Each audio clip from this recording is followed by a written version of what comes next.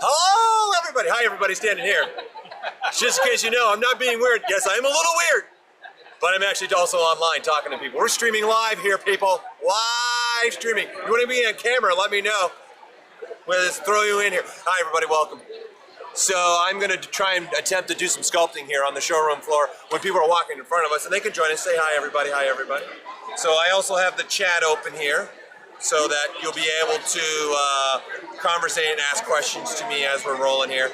Okay, so by all means, feel free to throw things at me here. We're making this an interaction. And what's great about this, what's happening right now, is people are walking by the booth are looking at me like I'm talking to myself. I should probably put in like fake ear pods things so people think I'm on a conversation with somebody. I'm gonna turn off, oh, I don't want that one, so I want to turn off my quick saves. What keyboard are you looking for? It's over there. Over there. So, again, welcome. So we will be streaming this whole conference. So again, everyone's going to go for an hour, and they're going to be a 30-minute break, and then the next artist. So we've got a full schedule here. So let's see, Mark Newman from Sideshow Collectibles is up after me. Then we got Annie from Funko, and then Nikita is a freelance artist, does some amazing, real beautiful work in ZBrush. And then Brody Perkins, who's like a toy designer too. So we've got today got a great lineup. You know, if you want to see the rest of the schedule, head to the pixologic.com/Comic-Con. So this is great. I usually do this in my office. I'm usually staring at a wall, and you guys don't get to see it. But the fact that I'm talking to you online, people are looking at me like I'm crazy, right? But we're in Comic-Con. We're supposed to be crazy people. This is my cosplay costume, live streaming.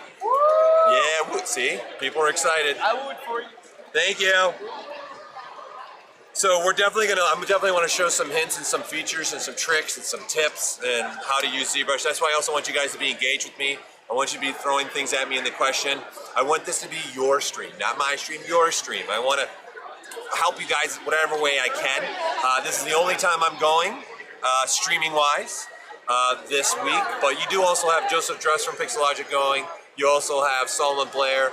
Dress, I see, is putting mini Funko Paul on my shoulder right now. Is that where you just put Funko Paul? That's pretty exciting to have Funko Paul. He's ruining my presentation now by already showing the Rocketeer printout. Just ruining it. Vanna White. So this is just a Gundam that I'm working on. So for those of you that are going to be at the ZBrush Central, this is something, ZBrush Central. And by the way, join ZBrushCentral.com. I meant to say ZBrush Summit though. So if you're going to be at the ZBrush Summit, this is something I'm actually working on for the ZBrush Summit, where I'm looking to have this be a pretty big print at the summit. That's my goal. I'm telling you now, so that puts the pressure on me to get it done. Because the summit's in 2 months to two and a half months. We'll go 2.5 months, end of September. September 26th through 20th. So this is something I'm working on now. I'm also working on this little samurai guy mech guy that I started designing, started putting together. So this is something else that I was working on for here. I'm going to be sculpting here on the show as well. So we have other computers here on the floor that I'll be sculpting this piece, kind of starting to put the finishing touches on him, and obviously have hands, because you can't battle without hands, okay? So, and then I wanted to show also my little Rocketeer, but really why I wanted to show this was talking about, briefly about, thinking about using ZBrush for things creating like a collectible. So obviously, Mr. Dress has already shown this. Let me look at my framing here. All right, we're good. So this is a printout now of the sculpt. So this was a printout done by a Carbon printer, so Carbon 3D printer is what done this. Beautiful detail, look at the detail. Look at the detail. Whoa. You guys are probably seeing nothing but gray right now. It's what I do, it's what I do. Okay, I will definitely show some hard surface techniques. But seeing that we're in Comic-Con, I started messing around with my man, my favorite guy, Superman, right? So I want to quickly show some techniques, specifically how I made even that Superman logo, because there are multiple ways to do it. And this technique, I use it for a lot of things, not just logos. I use it for some other things as well. So then I'm going to go through and pull up the bust again, and I'm going to make a version of him where, you know, since we're here, Alex Ross, big fan of him, his booth's behind us. When I say behind us, way behind us. because this show's massive, just massive. So I brought up some reference images for myself. So this is actually based on an Adam Ross actual drawing. So I'll come out of perspective mode. So this is, I just wanted to show there's multiple ways to bring reference images into ZBrush. And as an artist myself, I like to do this. I like to bring in, so I just took these from Alex Ross's books, Mythology, and then just placed them in areas so I can use them as a reference, because this is the Superman I'm trying to do, right? And then I'm gonna start working on his body. I'm probably gonna go for something a little bit like this. So I wanna take a moment and kind of show you guys how I did this, how I brought in reference images, the way I work. And then we're gonna go through and do the Superman logo, and then we'll show some techniques. And someone's already asked for some hard surface techniques, so we will sprinkle that in. And from time to time, when you see me just looking down, I'm looking at your guys' questions coming through, right? So, and bear with me if I gotta scroll through the questions. And for everyone else that's now standing in front of me, I'm not crazy, I'm talking to people, okay? There's a camera, it's online. No one believes me though. No one, I probably have to do this so people believe me. Okay, so enough me jibber-jabbering, jibby-jabbing around. Okay, so the first way, so again, I just took a picture of this with my phone, and I wanted to bring in reference imaging. So it's just in the draw palette is what I'm doing. So we've got your floor grid here, right? So I want to obviously sculpt an Alex Ross type of Superman. Okay, so I want to bring in some reference imaging. So right down here on the side here on the right, and we'll do a little bit of, magnifier to expand it even more for those here and for you online. So you got a front back, and you can see right here, I can put any image that I want. So all I have to do is I'm gonna click on map 2 here so you guys can get an idea, right, of what you can do. I'm gonna turn on my floor grid and I'm gonna say map 2, and what it does is just pretty much open up my texture palette. So let's say this was kind of where I was gonna start going with the bust. I was gonna do the classic Superman opening chest. So if I click on this image, you'll see now I'll have 2 images. So the benefit here is that front image is obviously the front of the Alex Ross drawing, and then if I scroll around to the back, now I've got that image, right? And I can scale this image how I want. I can make an offset and any vertical or horizontal. So this is just a nice way to bring in any type of referencing image. So I use this a lot. The reason why I like to use this is it moves with my model, so I can move things around. So I'm a fan of that. What also why I do like this is there's the ability to adjust my image inside of ZBrush. So I can come here and say, I only want to look at maybe this part of Alex's piece, right? I just want to look at the head of Superman because that's what I'm focused on. And you can see I just crop that now inside of ZBrush. So I got the reference imaging that I want. So that's what this is. These are just reference images of me bringing them in and using that grid ability. So that's one of the ways to bring in some kind of image. So another way for me is this way. I like to have my images just sitting there so I can start sculpting and start moving around. So I can just import any texture that I want, right? So let's say I want to add this texture because this is, I want to start sculpting his body. So again, I'm an Alex Ross fan, I want to bring that in. So of course you would just hit import and bring it in your images, right? So not to bore you with that, I've already imported these images. I click on this and I hit this little button right here, add to the spotlight, and then bada bing, bada boom. We got our images. I can move them wherever I want, okay? You can snap these images. So if you look, okay, I'm just gonna look forward at this sculpt right now, right? And when I'm working with this dial, you see these little circles that are popping up? You see this dial can actually snap to image portions, but it'll also be able to snap to the sculpt. So you see these points here where it's actually snapping. So this is to help line up also things for referencing. So I like to use this as well, and then you can change your opacity of your images and do what you want. So for me, I like to kind of have these, it's kind of like when I used to draw a lot or something, like that, have references scattered along your desk. So this is giving me that feel again. So I like to just have images sitting around here. It's my inspiration, placing them where I want them to go, okay? And seeing, I'm just looking at questions coming through. So taking up space, what are you doing? Of course, you can work like this if I want to, right? So you're getting even more environment and even more space you have. So let's start looking at now some sculpting, some Superman stuff here. So let me look at, so the printer I use for this Rocketeer, what's being asked right now online, but there's people talking to me online, just so you know. This was done again with a carbon. So carbon3d.com is where you go. So that was done, dude, they went nuts. They even got all the details I did in the back. They put all the holes, the vents, and then even if you notice, I did all the piping. They did all that too. Like when the guy brought it to me, I'm like, why did you do that? Just close the vents off. He's like, no, I wanted to be authentic. I'm like, great. Well, I'm not complaining. So that was a Rocketeer bust I kind of just did as a way to give it a try. Okay, so for 3D printing, since we're talking about it, you know, and a question that I see, when you're going to 3D print something, it's best not to work in perspective, okay? Because by turning on your perspective, you're creating a fisheye, in essence, a little bit of a focal shift from a camera. So you're not really seeing what it's going to look like when it's finally print. If you were going to use the camera, then again in the draw palette, you'd want to probably drop, you want to change your actual focal here, right? So I've got a 50, 35 millimeter. So you'd want to find a lower, actually a higher focal length so you can see the difference, right? Because you don't want to do something like this because it's not going to look, but when I'm going to render, I'm probably going to do something like, maybe not like that, that's crazy. But something a little more heroic, you know, make them feel big. So I'd do something like this, right? More at a focal length like that if I'm going to be 3D printing. So to that question, something like that. And when you're exporting, we're not looking at cameras. When you do an STL, we're not looking at the camera. It's just exporting the file itself.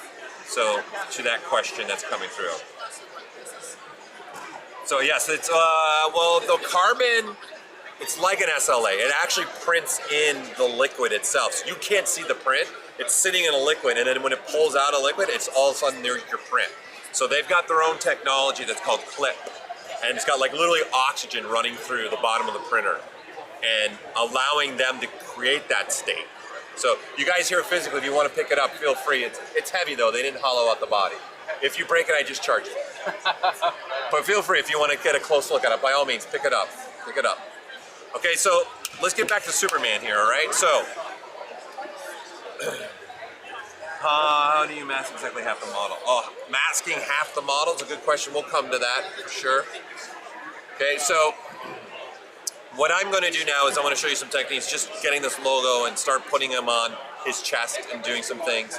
So, number way to do this, a simple way to do this would be grabbing a plane, something as simple as this. Whoops, let me position these back, right? Having this plane, okay? I'm just going to create something not very high in polygon details, so I got a little plane here.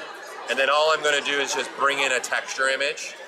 So I can import an image, right? And then now I have something like this, right? So this is just me bringing in some kind of image to be able to do different things with. And so what I can do is tell it to mask. And I'm going to use the black and white scaling capability to mask the image. And of course, in the texture palette, if you guys also wanted like inverse, you can inverse here if you wanted to as well. Okay, you have that capability to do this. So I'm just going to go to masking. Okay, I'm going to do a mask by color, and then I'm going to do a mask by intensity. So I'm into my masking menu, and then I'm saying, hey, look at the color information of that texture and use it as a mask, okay? So right now, it took the black parts and created a mask. So if I turn this off, you can see now there's a certain white portion and there's a darker portion. And then I can flip that mask if I want to right here inside of ZBrush.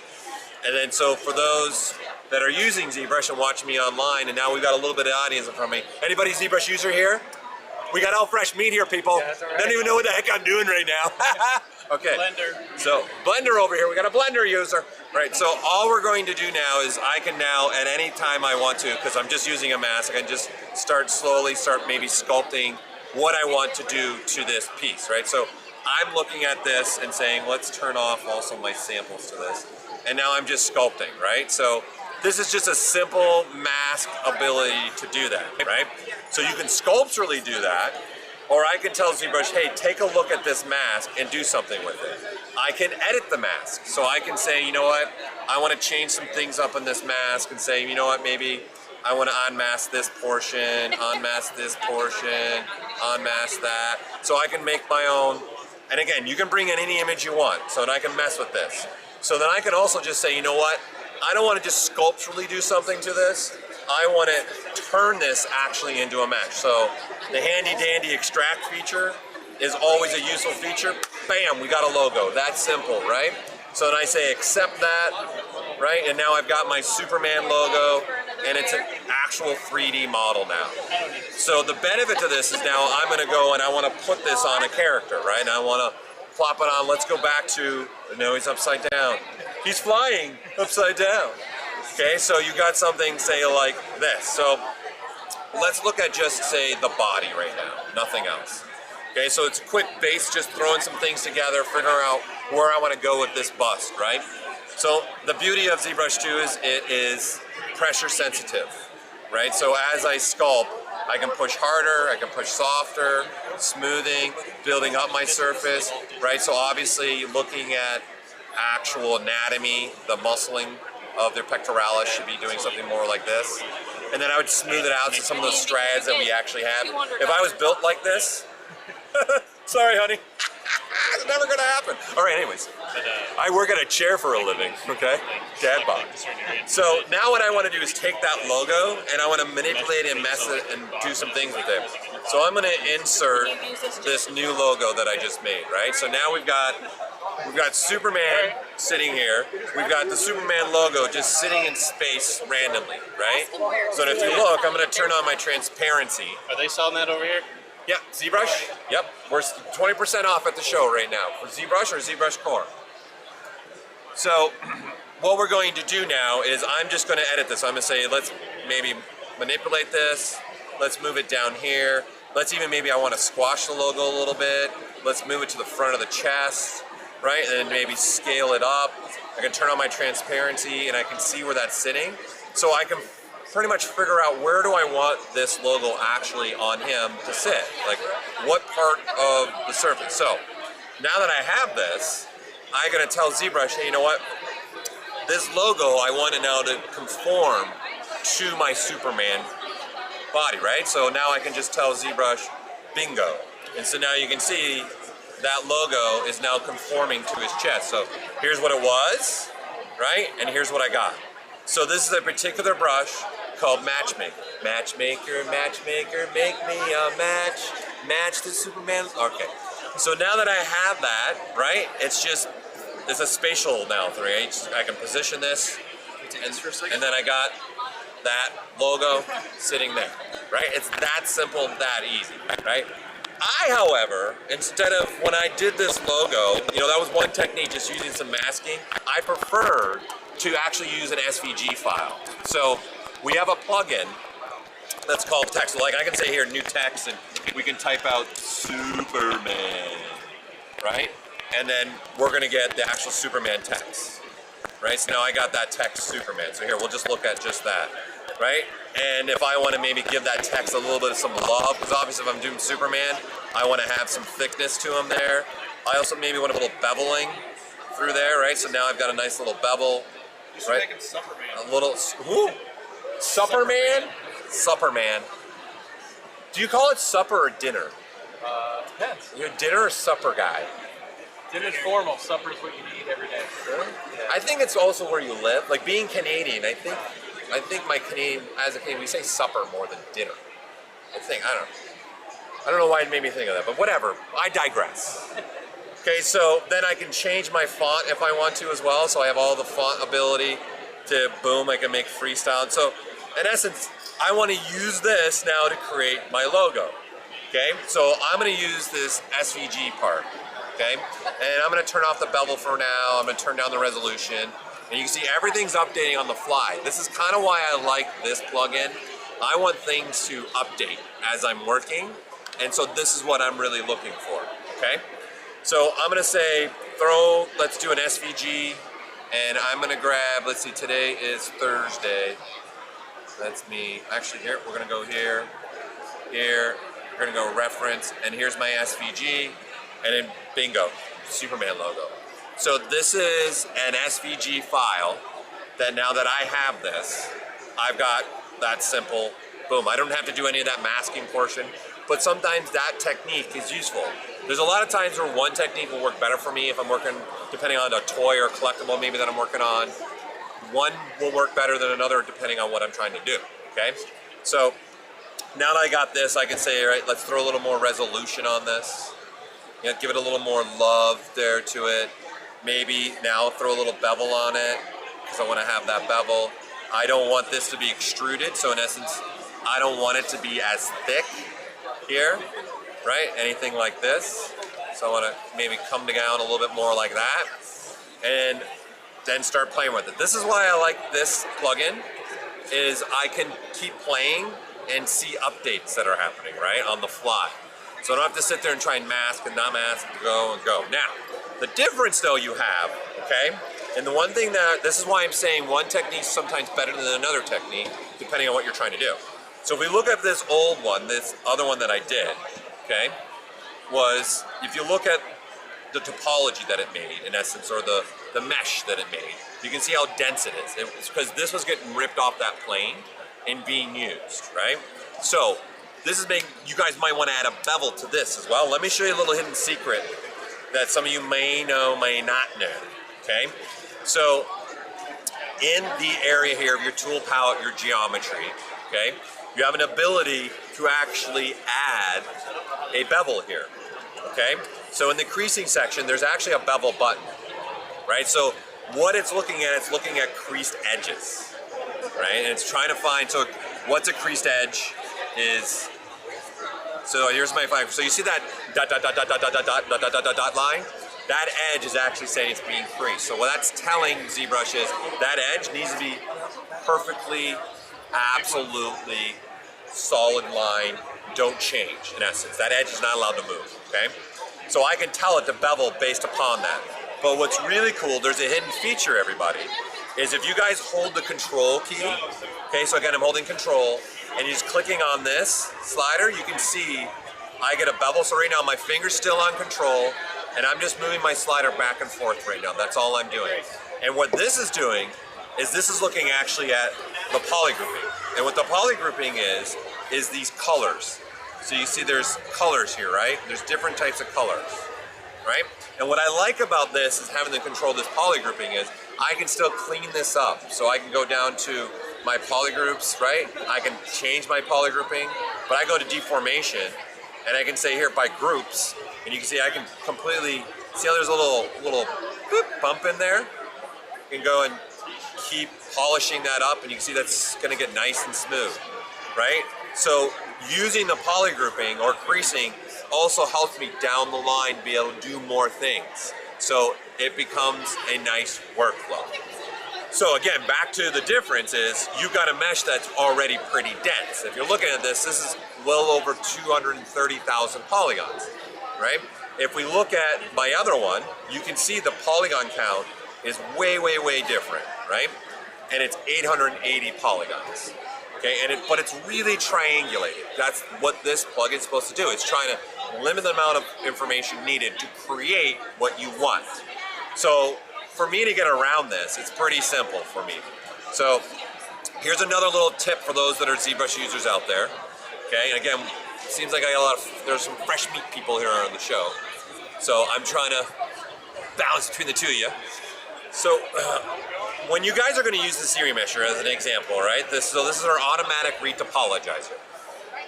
This right now, I have the ability to tell it to keep groups, okay? So this is telling ZBrush, look at these colored things, which are our poly groups. Use them as a guide to actually push the information, right? So if you notice, this is already perfect. Like this is super clean, okay? So one thing you guys could do, if you wanted to, is show a portion that's bad, like say just this part of the logo, okay?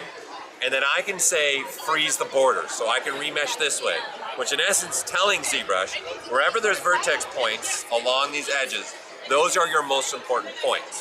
So if I click this, it starts looking at that and then it remeshes based upon that. So you can see I'm not getting the greatest quality that I really want. So what I want to do is I want to use this coloring, this poly grouping ability. So one thing I like to do actually is I like to come here and I like to crease edges, okay? And I like to use my polygrouping too. So this crease Paul Gaboury right here. I'm Paul Gaboury, by the way, just so it's a joke for you guys too. Throws out there. So it's really standing for crease polygroup, okay?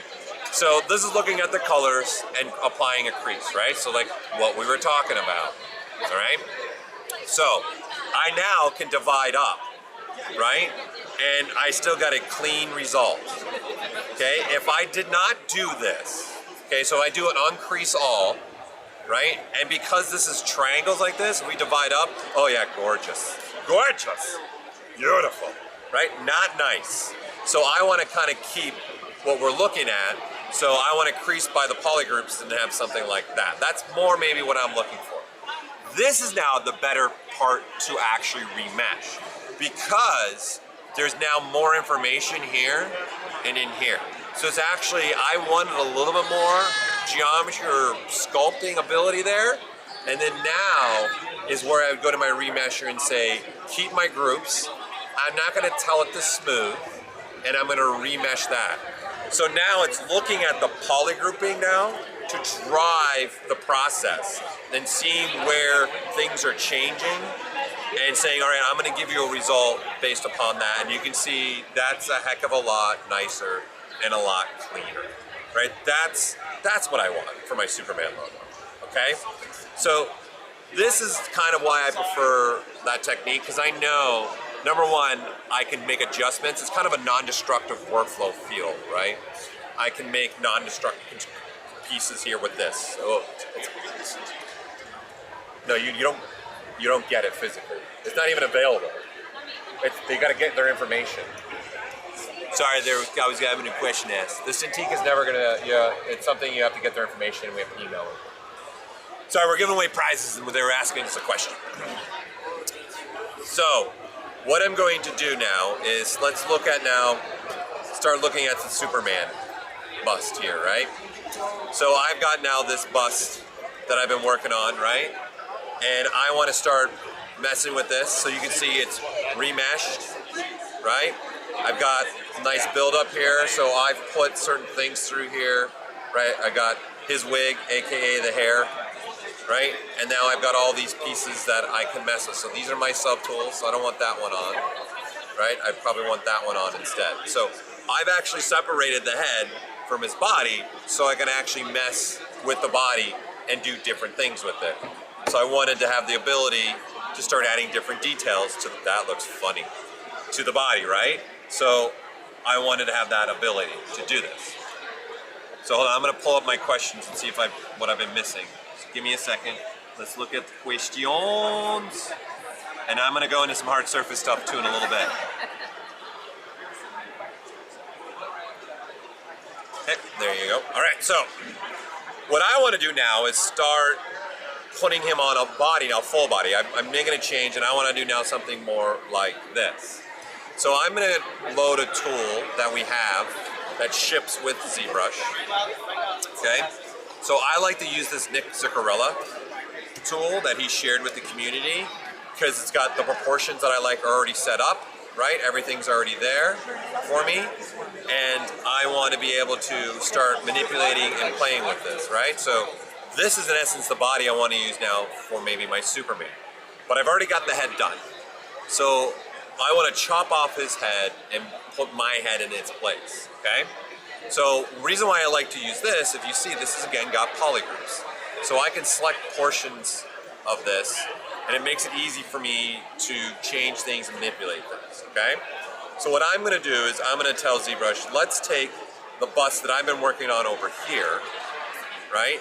And I wanna put that on the body on the other piece here, okay? So I'm gonna say, there's that. I'm going to append, select the head, and now I have a head, which has a completely different scale, right? So it's itty bitty working space, way down here, okay? So I'm just gonna size this up a little bit, right? So I'm gonna size that up, make that bigger. So I'm gonna just use our little handy dandy our gizmo here, and then now I can start seeing I've gone too big, right? So I have the ability to resize things, shift it, and I'm just gonna place this Superman bust that I've been doing on the full body. Because why sculpt the full, this is the beauty of being digital. If the fact that I have the ability to add pieces, almost like doing like old school model kit making back in the days of film, right? And what's great about this is I can put this wherever I want. So I like to use the nose as kind of like a guiding reference point, right? So I can now manipulate this and put this here. And what's nice is when I'm scaling this up or down, it's scaling from that point of interest, right? So you can see it makes it easier for me to line up those ears if I'm trying to just get a general same positioning that I want, right? So he's Superman, so he needs to be a little bit bigger. So I'm gonna go, I wanna make his head a little bit bigger than when Nick had this guy's, because he needs to be strong, he needs to be big, right? So now this is now my new head that I have, right? So this is its own mesh. So I don't need the head for this guy anymore. Well, although if you're in the film industry making crazy characters, maybe you do want that. So I'm gonna get rid of this head, right? So all I'm doing is selecting portions that I don't want anymore, right? So I'm just using the coloring coding, and then now that's super freaky. I'm watching you. All right, they're all watching. And now I'm just gonna say, get rid of that, right? So I'm gonna come down here and I'm gonna delete the hidden portion. Oh, we've got some layers on him. So actually, let's delete the layers first. And then now let's get rid of him. So again, we're just getting rid of them. And that way I can be working now with just the body. Now is one piece, right? And now the head's another piece. That reminds me of Who Framed Roger Rabbit right there. Okay, so now I'm probably gonna say, you know what, I wanna position this and I wanna position the eyes. Okay, so one handy thing that we're gonna be able to do here is I'm gonna position the eyes a little bit more where I want them. I'm working in symmetry mode, right? So I can put these eyes now that work better with my model. Maybe scale them down just a little bit. Maybe something a little bit more like that. Spread them apart a little bit more, like that. Okay? And then I can even, if I decide to, I can say, you know what, let's mirror and weld over. We can do a lot of things, okay? So I want to be able to now, that's so funny. I didn't position it just right. Superman's got lazy eye. Lazy eye. So I'm going to mask off a certain section. I'm going to mask off this eye because I've changed my proportions. Right about there. Okay, and then let's go back to unmasking this one. So you can move individually, you can move as a group, okay? So once I get these where I want, right, I want to position this head a little bit more. So I'm going to turn on this little icon right here, which Joseph likes to call now pizza boxes. So I like to use the analogy, are you having a party and do you need a bunch of people, so do you need more pizza? Or is it just you, right? So the next thing you got to think about this, do I want to move multiple meshes at once? So I got multiple pieces here. So that's what I want to do. So I want to turn this on and then I want to select them. So you notice everything else is kind of like ghosted out. So I'm just going to move this in position, move that where I want it to be, right? I can move this, and now I'm going to scale down, keep it like that, scale down a little bit. And you can see the eyes are moving with the head, right? So now I've got something positioned a little bit more, maybe where I want it, right? And then now when I'm done, I just turn this off, and then there you go. I've got what I'm looking for, the new head on the body. So this is a kind of way for you to put things and work things together, okay? So we're gonna now just start working on sculpting up his body, right? So this is gonna be something I wanna build up over time. So I'm gonna select, I really like the clay buildup, and I just start bulking him up, right? Start working on making him have good, nice piece here through here, right? So start working on building it up, building him having a chest. It's Superman, he's got to be bigger, right? So lightly, this is the benefit of pressure sensitivity, right? So you can see this geometry is not being very useful for me because he took the time to put nipples in there, but I don't like it. I just want to have consistent geometry going through there, okay? So I want to kind of fix that, right? Because I don't want this. This isn't working for me. So I'm going to use, which are some hard surface techniques now that I like to use. I'm going to use our ZBrush brush, and I'm going to say do a temporary. So I'm holding the Alt key right now. Okay, so what I'm doing is I'm holding that Alt key and then doing this. I'm just scrolling, and almost as like I'm painting a polygroup, right? Again, I'm using the ZBrush brush. Okay, I kind of changed that fast. Sorry about that. B, Z, and you can see it's right here. I've memorized the shortcuts, so it's become second nature to me. So sorry, I went real fast with that. And then now I'm just holding the Alt key, right? And then just painting in this, right? So this is called a temporary polygroup. So with this brush, we can now click on it and then all the faces will move. I don't know why I'd want to do this to him, but in case you do. That's not what I want to do. I kind of want to get rid of this. So when you are painting the temporary polygroup, people, when you're holding the Alt key, which I am still right now, if I let go of the Alt key, you can see I start painting with the polygroup. So my pen's still on the Cintiq. Look up here, look up here, look up here, right? And if I tap the Alt key, you can see I keep changing polygroups, okay? So the benefit to this also is I can even copy paste polygroups, okay? So I can hold the Alt key, click on this purple one, and then hold the Shift key now, and now I've copied that. So it allows me to, in essence, I want to paint with the purple polygroup now. Okay, so again, hold Alt, click on the face, take your finger off Alt, and switch to Shift. That just copied the group and put it in the brush. And now if I hold the Alt key, and you can see I can do that Alt key lifting and I'm painting with that group. Okay, so I don't want these, obviously. Okay, so now I'm going to delete those, and now I'm just going to quickly repair these. So I'm going to go ahead and bridge across.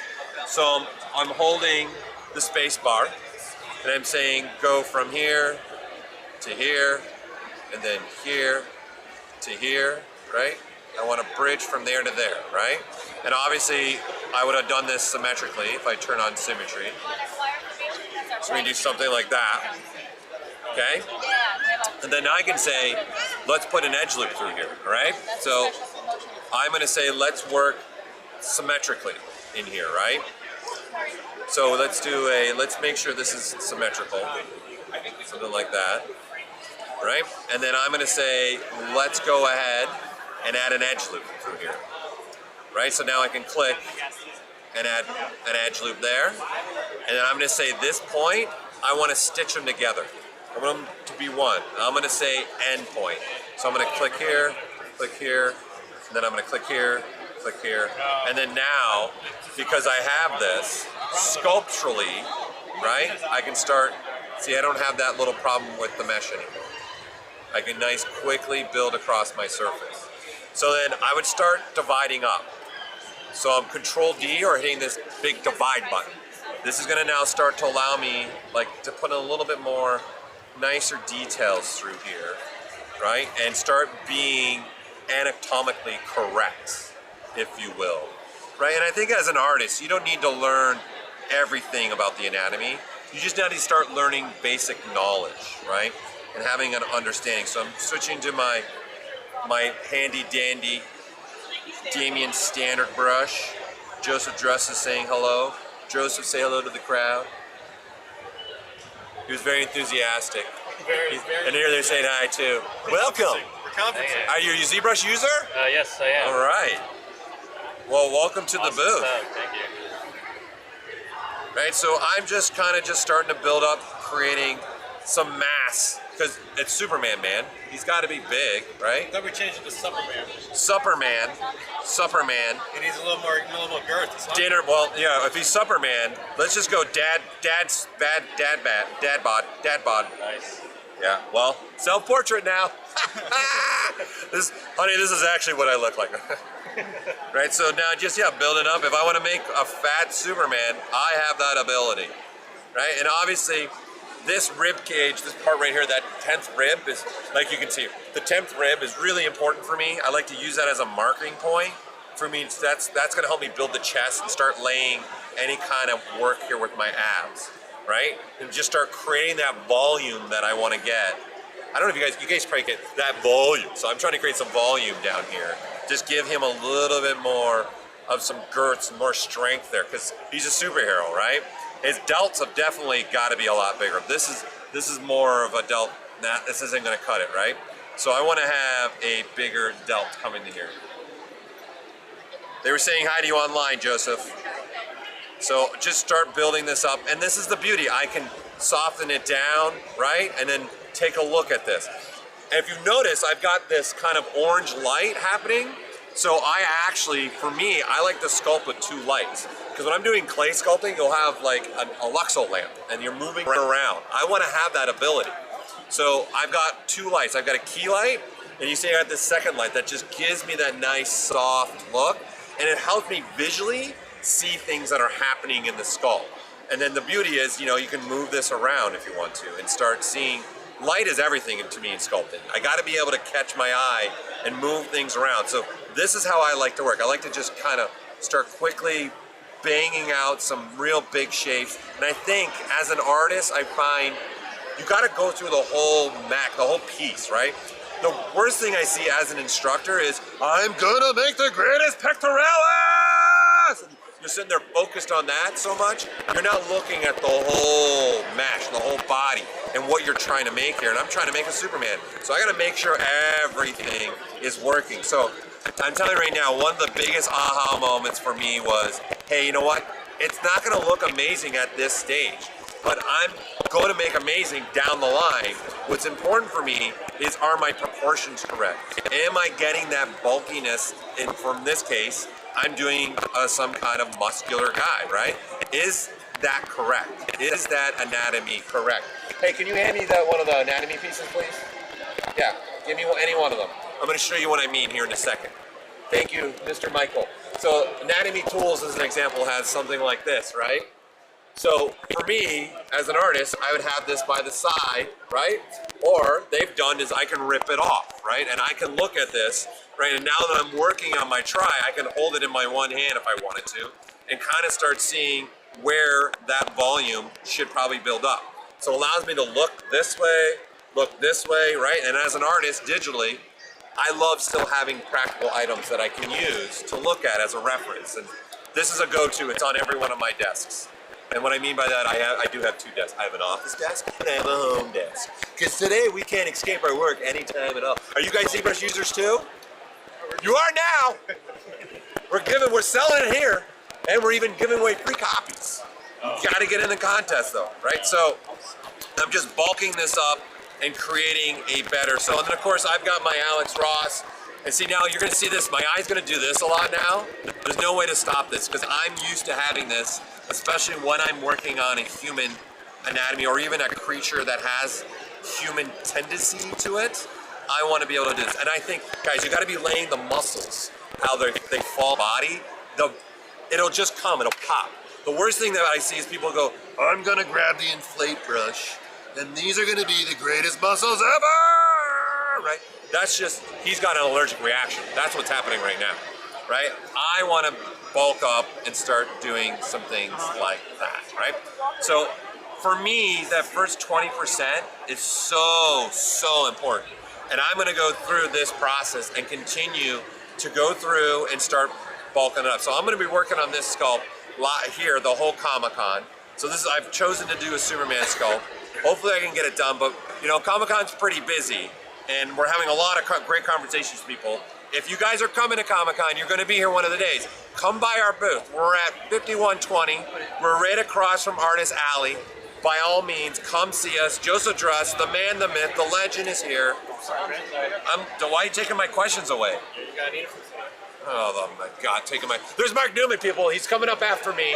Sideshow. He's going to be here. This is exciting stuff. All right, so I like to bulk this up and just... Okay, so it's my fat Superman that's got a serious problem. Superman. Dang it, Superman. I'm sorry. Superman. Hey, by the way, I want to show this smoothing brush because if you notice, if you smooth out, for those that are ZBrush users, you're going to create this... Yeah, pinch belly. That looks great. That's fantastic. It's not what I want to do, right? So I want to be able to kind of relax the surface, because if I was working in clay, like we go back to this guy, right? I want to be able to like move like clay around. So we have that in the application. You have the ability to smooth like this. There's actually 12 smoothing brushes, by the way. Did you know that? There's 12? You do that now! All right, so instead of doing this, I'm gonna actually take my hand off the keyboard. I'm not using the keyboard, and you can see that's more of a very nice, smooth surface, right? So instead of keeping my finger on the keyboard, that's more if I was Superman, that's like me being able to push through a wall, kind of a thing. So I'm not Superman. It's not that. Okay, so I want to have the ability to just kind of relax the surface. More of, I get to do this, but no pushing. So again, hold the shift key, touch the surface, and then let go of the shift key, but don't take your pen off, and you'll have a completely different smoothing brush and a completely different algorithm. This is like my go-to. I do this all the time, right? So now we start again going back, and this is what I've been doing the whole time. You guys just didn't know that. I've been switching to that smoothing brush the entire time because it's kind of my go-to smooth brush. We're making retired Superman now. Retired Superman. It's got to have a belly. Okay, so I'm running out of time here, and I want to get to the hard surface question. So someone that asked me the hard surface question, by all means, if you guys got questions too, by all means, I'm not just going to talk to them. Fire away. I'm here for your entertainment. And so there were some hard surface questions asked. So one technique that I really need to share with you guys, because it's like when we developed this, I was like, yes, this is what I've been looking for. So I'm just going to pull up my Gundam again, real quick. Right? We'll get rid of the Superman. Oops. I kind of pressed the wrong button. I got click happy, and I did expose. I hit the shortcut for expose. I'm exposing myself now. So that's this button way down here. So I actually accidentally hit the shortcut to it. So let me close that down. We're bringing the Gundam back down, bringing them together again. So he's obviously, you can see he's 166 pieces right now, and he's not done, right? So a lot of hard surface technique I like to use is our Boolean process. So this is what he looks like. So I'm using just shapes to start cutting into him, right?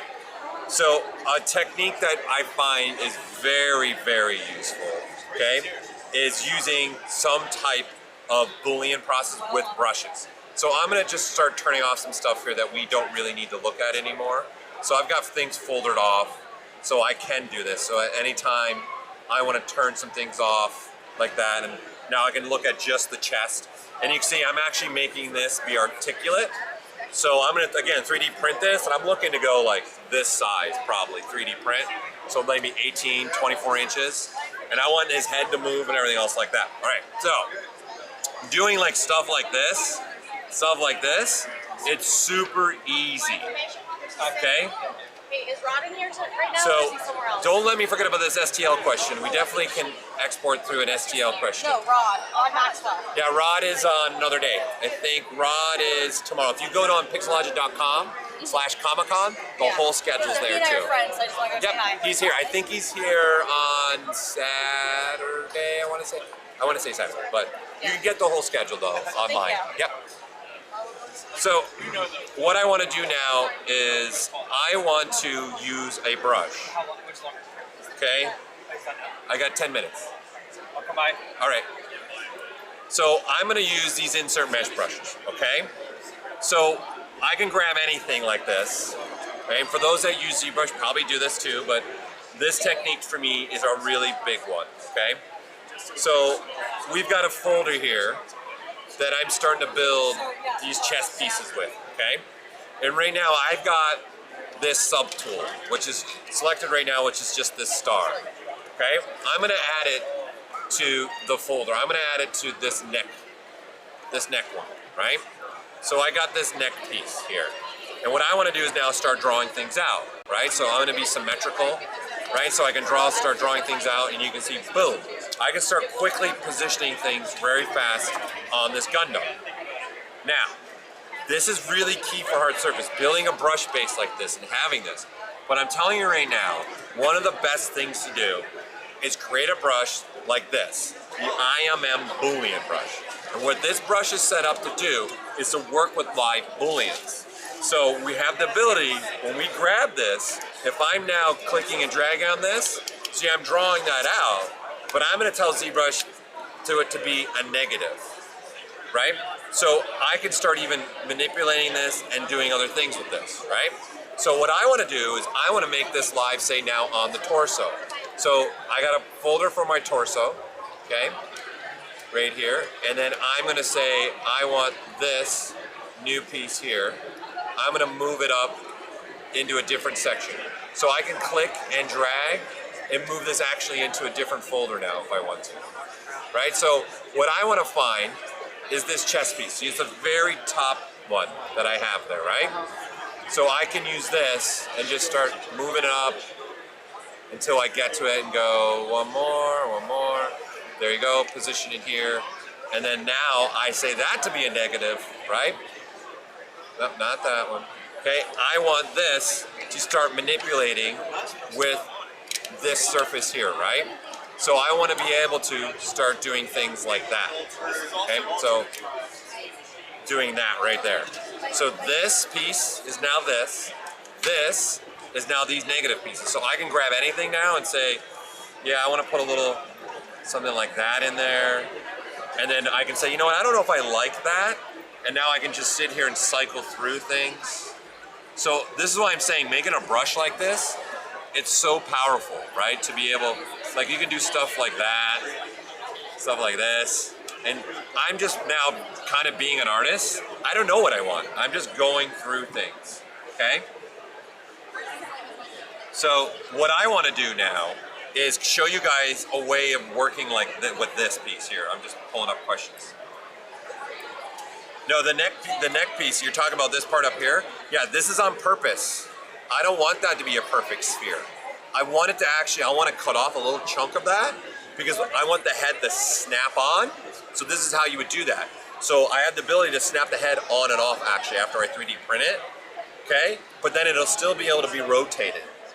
But by me cutting off a little bit of that sphere there, I have the ability to snap on and off, on and off. I'm not just doing this to myself, I'm talking to people, but you guys join in if you want to, right? So what I want to do now is create a brush that, okay, I've got this ability to drag things out and then boom, I can position things wherever I want on this, right? So I want to quickly create now, in essence, another version of this type of things. I want to start doing like this kind of scribe lining for what I've been working on with this Gundam, right? I maybe want to add a little bit more detailing to him. So I'm gonna grab just something very simple, like a cube, okay? And I'm gonna say, let's go ahead and initialize this cube. So I got something like this. This is really simple stuff. I'm not getting crazy yet here. I'm gonna say, let's switch to that Z modeler. Okay, and I'm gonna add 2 edge loops, say like something like that. I'll repolygroup that. I'm gonna say a single edge loop. And because my time's so limited, everyone, I'm gonna speed up the pace and not tell you everything I'm clicking on.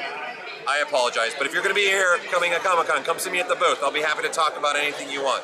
And Joseph will be here as well. Joseph, show your face in the camera. Show your face! Not the side profile, not the side profile, no. That's good. Face back? You get the face back app? Okay. So now I want to start doing a little changes to here, right? So I'm going to say, let's add an edge loop there, and I'm going to Q mesh this in. So I can get rid of pieces in essence, right? By doing this, and I can tap, tap, tap, tappa, tappa, tappa, tappa, tap. I'm going to pull up on that, and now I got a nice little angle there. I'm going to say, let's make a little, say something more like that. And let's pull this out. Maybe do a little bit something more like that. Okay? And I'm going to repolygroup this. Okay, so I have this little piece right now. And I'm gonna do something like this. I'm gonna create a new color. I'm hitting Control W, hitting a new Control W. So I have these 3 different poly groups happening. Now I'm gonna tell ZBrush now, let's turn this into an insert mesh brush, okay? So I'm gonna say create insert mesh brush, and I'm gonna say new. So now all I have is this thing that I'm drawing of, okay? And I'm gonna go to my stroke palette, and I'm gonna turn on the curve mode, okay? And now I have the ability to do this, right? So I can draw this, wee, look into my eyes. Look into the ZBrush world. You want to stop at our booth and talk to us. Okay, so what I'm going to do now is go to the brush palette, okay? Because the mesh itself is the actual brush now, right? So I want to affect the mesh brush, right? I want to change this. So now I'm going to go to brush and I'm going to go to modifiers. And you can see right here, there's my piece that I grabbed from the surface. And you see it says here, try parts. That's important, because that's talking about those 3 little groups, those 3 colors, which we call polygroups. So by turning that on, that's telling ZBrush, take the first one, repeat the middle polygroup, and end with the last one. So I have closed surfaces, which is important to me. I'm gonna say weld my points, and then now I have this, and I can start manipulating this, okay? And then I can say, you know what, let's add a little bit of resolution to this, so I can even get a little bit more smoothness bend, right? And if I change my draw size when it's the red, and then click on this, I can change the size. Okay? So, we're running out of time, so to give you an idea of why I do something like this, let's keep it very simple here, all right? I can now say, all right, I got this surface. I can now draw on this surface, right? And you can see that's drawing on top of the surface. I'm gonna make it kind of push into the surface a little bit. I want it to be inside the sphere, in essence.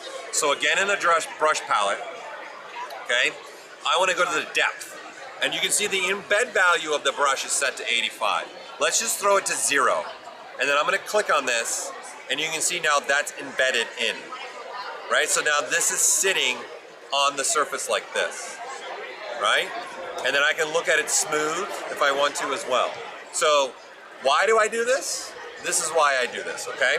So as a very cool technique, now big technique I like to use, I like to grab a slice brush, okay?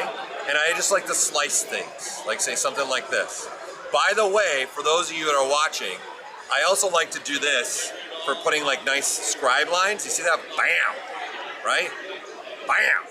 And then come from here to here, bam, right? So what I'm doing is creating a surface like that, right? Which allows me, I'm sorry for going fast, but I'm about out of time, all right? And then I can do stuff like this and create like little lips like that, yeah. And as a person that loves hard surface, doing the Gundam, boom, just like that. I got a nice clean line. So what I did is I told ZBrush, when I was doing the slicing, I turned on my B radius, which is actually using my brush radius to create 2 slices at the same time, right? So I'm holding Control and Space Bar right now to have that menu pop up, but it's also in the brush palette. So right here, clip brush modifiers. So you can do that. So back to this brush. I'm doing just this really quick, right? Because now watch this. I got now this brush that I can draw out, right? Like this, okay? Which is great, but watch, I'm gonna go to the stroke palette, I'm gonna curve function, I'm gonna say frame mesh. And so now what this has is that, okay? And now if I just tap, boom, I get that framing everywhere, right? And so now watch this, for those watching here, watch this, all right? Now I'm gonna say, let's split those apart, okay? And because I have live booleans on, I make this a sub. Boom, there you go, scribe lines, instant, right? Now why I like this is because if we go back to my Gundam, I'm gonna make a t-shirt that says Gundam, right? Okay, so I wanna now use this, right? So again, let's go back to this technique that I was talking about earlier. I've created a subtool that's set to be a negative. It's not relevant, right, what the piece is. And it's right below the piece I want to do things to, right? So what I'm doing is now selecting this, and because this is automatically set to a sub, I can now come in here, and I can say, let's go with a small brush size, and I can just start drawing a curve out like this. All right, and boom, I see the result instantly. Not only that, is I can drag it along the surface wherever I want, right? This is allowing me to create quick scribe linings, or like what my man's wearing here right now, chest plating. This is something I would do for what he's, you guys can't see it, but it's a good cosplay costume he's got here. Did you make all that yourself? Yep. All foam. And what did you hand make it or digital? All handmade. Beautiful. Thank you. Beautiful. If you want to show the world we're streaming, you want to stand behind me, show them. By all means, show them if you want to. He's going to show you guys. You got to check out his cosplay costume. This is the camera right there. Show them. There you go. Pretty dope. All handmade. Nice, huh? This is what you're missing out. But you got me instead. Okay, so again, I get to manipulate and move this. So the great part is I can even tell it to lock this positioning so I can pull on this, right? I can click on this and then shift key and smooth this up, okay? So this is a great technique. Unfortunately, I'm out of time. I gotta get the next person up here, which is gonna be a Sideshow collectible artist and freelancer, Mark Newman, right? If I'm remembering correctly. Yes, Mark Newman.